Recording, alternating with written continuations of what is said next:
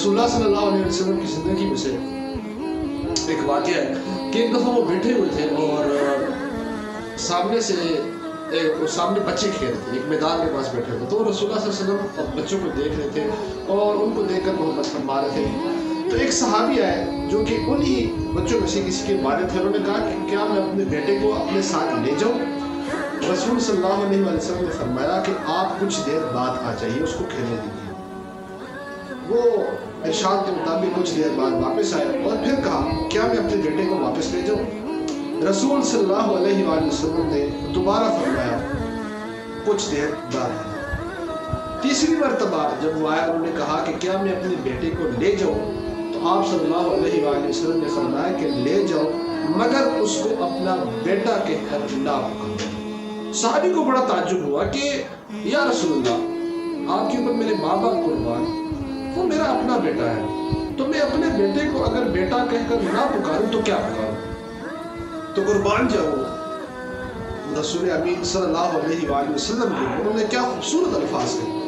उन्होंने कहा कि अगर हो सकता है कि जितने बच्चे यहाँ बैठे हुए हैं उनमें से कोई बच्चा यतीम हो, उसका बाप ना हो, और हो सकता है तुम अगर अपने बेटे को बुलाओ ये कहकर कि मेरे बेटे चलो, तो उसमें से यतीम बच्चा ये महसूस कर ले कि मेरा बाप नहीं है, मुझे कोई बेटा कहकर पुकारने वाला नहीं है। ये थी नबी करीम सल्लल्लाहु अलैहि वसल्लम की शफकत इस उम्मत के साथ, और ये नबी करीम सल्लल्लाहु अलैहि वसल्लम के किरदार को वाज़ेह करती है। ये कितने आला किरदार के वो जो है मालिक थे।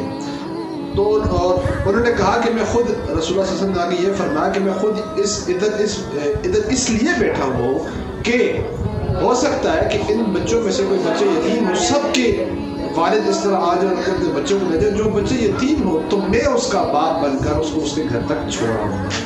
तो ये था उनका किरदार और ये था उनकी माशरे के अंदर कंट्रीब्यूशन, ये थी केयरिंग, ये थी कंपैशन, ये था उनका कनेक्शन, सोशल कनेक्शन लोगों के साथ, ये था कॉन्फिडेंस बूस्ट अप करना किसी के अंदर के कोई बच्चा ये फील ना कर सके, वो अपने आप एहसास कमतरी में ना जा सके।